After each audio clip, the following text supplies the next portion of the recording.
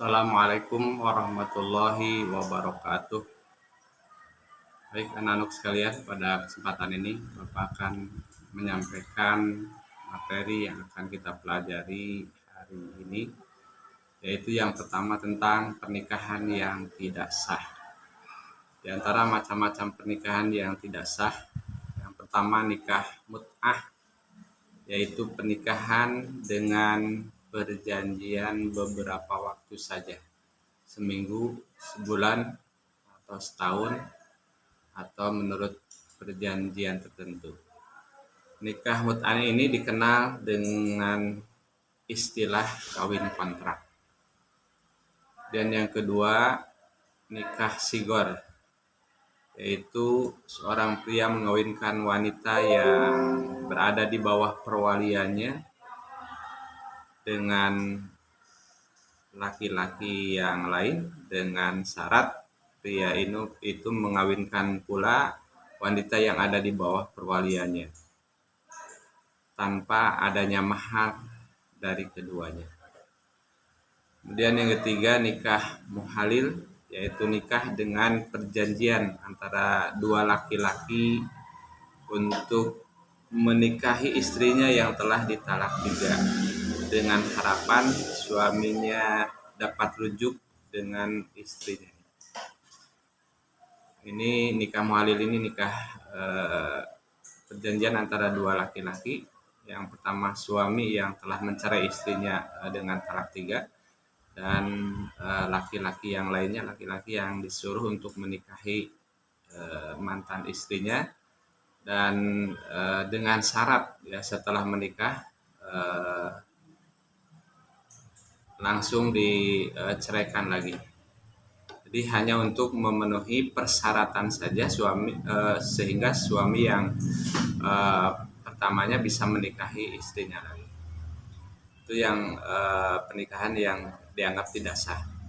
Dan yang keempat, nikah tanpa wali, sesuai dengan sabda Rasulullah Muhammad SAW, la nikahan illa biwaliin wa syahidai adlin. Tidak sah nikah tanpa wali dan 2 orang saksi yang adil. Dan yang kelima, nikah dengan yang berbeda agama. Ini juga sama, pernikahan yang dianggap tidak sah dalam Islam. Dan yang kedua, akan kita bahas juga tentang mahram. Mahram adalah wanita yang haram dinikahi. Mahram dibagi 2, yaitu mahram mu'abbad, mahram yang haram dinikahi selamanya. Dan yang kedua, mahram mu'aqqad, mahram yang haram dinikahi sementara. Mahram yang dinikahi selamanya disebabkan oleh 3 hal, yaitu karena keturunan, karena pernikahan, dan karena sepersusuan. Karena pernikahan, contohnya adalah haram menikahi anak tiri, haram menikah dengan menantu, haram menikahi ibu tiri. Itu haram karena pernikahan. Kemudian contoh haram karena keturunan, haram menikah dengan ibu, haram menikah dengan anak perempuan, dan seterusnya ke bawah, cucu perempuan, buyut, dan sebagainya. Haram menikah dengan saudara perempuan. Itu haram karena keturunan, dan ini selamanya, tidak dibatasi, tidak sementara. Sementara yang haram sementara itu adalah menikahi perempuan yang non muslim misalnya.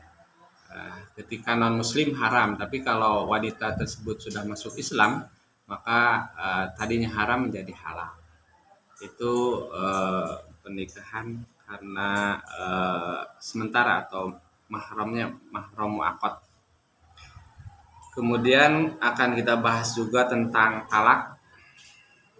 talak adalah salah satu bentuk pemutusan hubungan ikatan perkawinan karena sebab-sebab tertentu yang tidak memungkinkan lagi bagi suami istri meneruskan hidup berumah tangga dalam Islam. Kemudian yang keempat akan dibahas tentang rujuk. Rujuk adalah bersatunya kembali sepasang suami istri dalam ikatan pernikahan setelah terjadinya talak. Kemudian yang terakhir akan kita bahas tentang masa iddah. Masa iddah dalam masa menunggu bagi seorang perempuan untuk menikah lagi setelah dicerai oleh suaminya. Masa iddah bagi istri yang dicerai hidup adalah 3 bulan, sementara masa iddah untuk istri yang dicerai mati adalah 4 bulan 10 hari.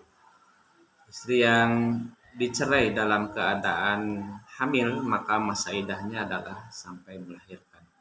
Itu barangkali 5 poin yang akan kita bahas pada kesempatan ini. Terima kasih. Assalamualaikum warahmatullahi wabarakatuh.